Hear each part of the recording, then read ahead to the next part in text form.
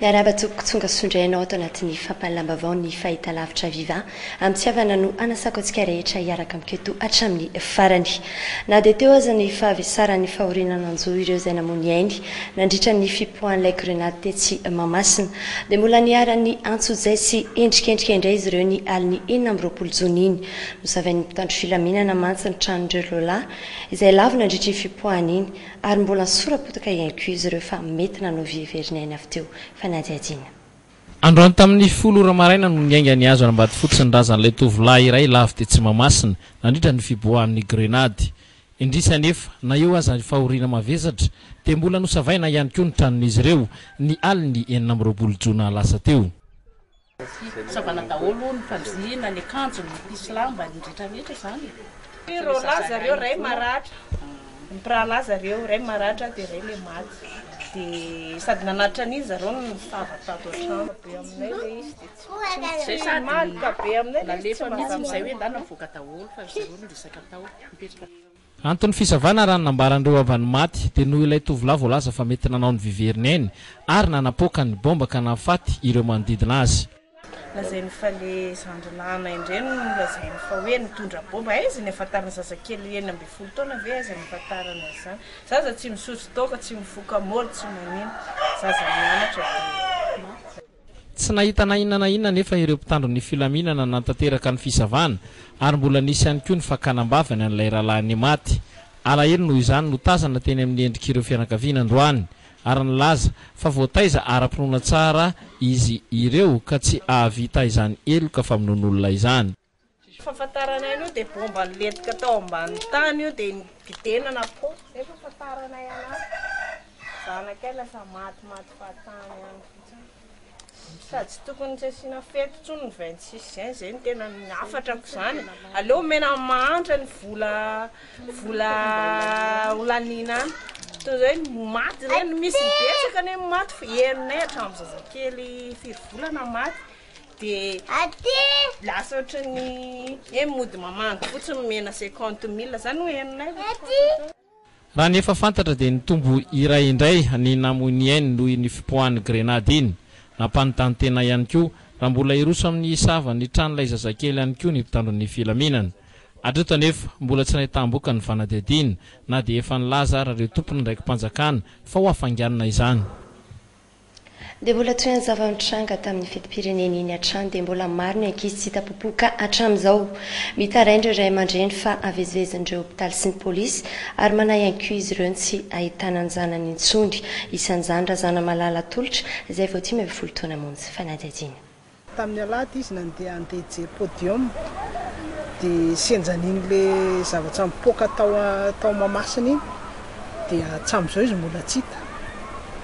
Efa tany amin'ny hopitaly izay efa nisava tany amin'ny hopitaly izany dia tsy hita tany. Dia naheno izay tany hoe nisy polisy nanjoka ankizy be dia be tamin'iny dia nakany amin'ny polisy indray koa. Dia ny tao Mahamasina moa ny teny hoe any amin'ny BC na any amin'ny centrale. Dia nakany amin'ny centrale dia taratasy filazana zazaverina nasaina tao. Raha ny filazan'ny olona aloha dia be dia be ny ankizy ny olona nirofina teny izany nefa tsy mazava tsara koa ny filazan'ny polisy ohatrany manavezivezy fotsiny ohatrany tsy mazava. Samy niarana hita ny tranga nisy teto amin'ny firenena fa maro ireo tranga izay mbola tsy nahitam-boka ny fanadihadiana natao. Anisan'izany ny fahafatesana tamin'ny Randozorobe, bomba mipoaka tetsy Anosy, ny fipohana tao amin'ny tranon'ny Antemerandoholona fanafian-dahalo tamin'ny Beroro. Izao indray ny tranga 20 jona tetsy Mahamasina. Noho izany ary dia mitaky ireo solombavam-bahoaka mba ahitana ny marina amin'ny zava-misy eto Madagasikara. Fanampanazavana. Atao ohatra voaka malagasy indrindra voaka an'Antananarivo rehefa mivoaka hoe sanatrehan'izany isy psychose eto amin'ny tanànantsika ikorapaka ny zaza amam-behivavy andeha hianatra andeha hiasa na dia ataontsika hoe vakatoko ny vakansa era zao fa ny afatra tiako ampitaina dia zao hoe matokony fandraisana ndraiky tantanteraka ny tenako hitadavana ny responsable an'iny acte de terrorisme iny. Matoky aho fa ato dia fa isy résultat zany zavatra rehetra zany. D'habitude ny citation raisy koa resaka constitution, resaka professeur na droit na philosophe ndray mitoraka ty kosa dia citation an'i Vladimir Poutine no raisiko hoe les terroristes on va les chercher jusque dans les chiottes. Zay mihitsy ny teniny hoe na hatrany amin'ny WC ary nitadiavantsika ny terrorista dia tokony atao zany. Fa mbola hijana manodidina iny fetim-pirenena 4 zona iny hatrany isika. Mananambarana ireo vahoaka manoloana ny tranga 4 zona teny Mahamasina iny. Ho azy ireo mantsy dia niteraka fatahorana eo amin'ny lasin'ny tsy fandriam-pahalemana iny tranga iny. Mahatsapa ihany koa ny vahoaka fa zary atao ambany zavatra ny an'izy ireo manoloana ireo hain'ireo tompon'andraikitra eto amin'ny firenena. Valiteny resany nanontaniana moa ny hoe efa voahonana mialoha iny fanapoana iny fanadihadina.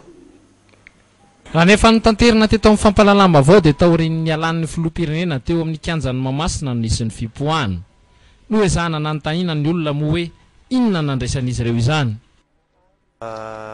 Karazany hoe andrasana hoe lasa mihitsy zany le filoha vao apoaka le izy konikonina ny zareo ao ambony eo zany. Raha ny fahitako azy indray lasa ny filoha vao mipoaka le bomba ohatrany hoe karazana andrana le izy. Zany hoe raha ny fahitako anazy ohatrany andrana zany nanaovana an'le izy hoe mety efa misy acte hafa ndray efa préparé zalany. Amiko aloha tsy normal le izy satria nahatonga le izy tsy normal zany dia zao ao anatin'ny daoly mpitandra filaminana amin'ny filoha ao fa rehefa lasa avy ny filoha dia lasa mandeha daoly mpitandra filaminana. Donc zany tsisy ohatrany tsy dia tenaina loatra zany. Entitra ihany koa ny fisavana nandritra iny lanonana tamin'ny alahady iny ary efa nanambara izany ihany koa ny mpitandro ny filaminana. Tsy nisy tafiditra tao anatin'ny kianja moa ireo zava-maranitra ka nahatonga saina ihany ny natafidirany grenady tao anatin'ny kianja. Iry zareo samy zareo ihany nanao an'ito dia efa tetika voalaza mihitsy hoe atao an'izao dia efa mipetraka dia hoe amin'izao nanaovana an'io efa napetraka 10 000 nataony sorony ireo olona ireo. Tsy dia hoe normal le izy ohatrany hoe efa acte anomanina zany le zavatra. Dia nefa ny zay zany nahita hoe araka fainona tamin'ny vaovao hoe mafy be zany le fiambinana tamin'ny fety iny nefa ohatrany hoe goragora le izy rehefa tany ariva ny andro dia tsy dia mazava tsara zany hoe inona marina ny tena ambadika na foana zany vahoaka na sotro ary ka vidy tsy mahazo miditra ao na tavoangy tsy afaka miditra ao ka mampalahelo amin'ity zatra ndray mitoraka zao nosavaina daoly le olona to ny filoham-pirenena zay niditra tao savaina kanefa dia lasa ny filoham-pirenena dia mitsanga le zavatra dia mampalahelo faharoa dikan'izay ngamba dia tsy fatako hoe fanjotoana amin'ny mpanao politika ihany le izy ao misy disadisa antran'le mpanao politika samy mpanao politika eo dia ao ambony eo dia aty mivoaka madinika no mizaka ny tserany ainy. Nanoloana ireo tranga rehetra ireo dia samy mbola ao anatin'ny tahotra ny vahoaka malagasy amin'ny ankapobeny ankehitriny indrindra rehefa misy ny fitangoronan'olona maromaro. Tsy misy ho izy ireo ny fandriam-pahalemana matipaika avy amin'ny mpitondra zary lasa tsy matoky ny mpitondra intsony ihany koa ny vahoaka ankehitriny. Token'le tsy matoky fitondrany zay ary zay tsy ho avy antsony zay inona fandresena latra ataonenay eo. Tsy azo atokisana tsao reny zava-mitsangana eo amin'ny savasava ohatrany iny nanaovana an'olona nefa zavatra am'reny afafiditra ao.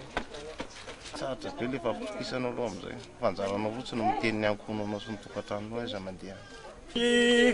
Tsy matoky tsony raha hoe le fitondrana eo amin'le hoe sécurité amin'ny vahoaka dia tsy atokisana tsony fa ny tiako ambara dia aza vony ihany aza vocal. Tsy misy afa-tsy ny afahitana ny marina ny tena marina ihany no afahana indray mamerina ny fatokisan'ny vahoaka amin'izay fandriam-pahalemana izay. Ny atahorana nefa dia isy indray ny kitondrotondro mba hanaronana ny fanadihadiana izay tsy ahitambokany. Vaovany amin'ny anteny miram-pirenena kosa hiakatra assemblée à travers de commission ireo volavolan-dalàna mampiteraka ady-hevitra lehibe eto amin'ny firenena ankehitriny dia lalàna momba ny cybercriminalité misy ilay andin'ny faharoapolo izay mampivarahontsana ny maro satria manohy tohana ny fahalalana fototra ny hevitra amin'ny ireo tambazotra mpiaramonina na ny réseaux sociaux lalàna izay hodinihana mantsy ny alakamisy fahatelom-bolontsona izao sy ilay volavolan-dalàna momba ny serasera na ny code de la communication médiatisée izay tsy izay voaresaka firy kanefa tena manapotika tanteraka ny fahafahana sy ny fahalalan'ny fampahalalam-baovao eto amin'ny firenena malagasy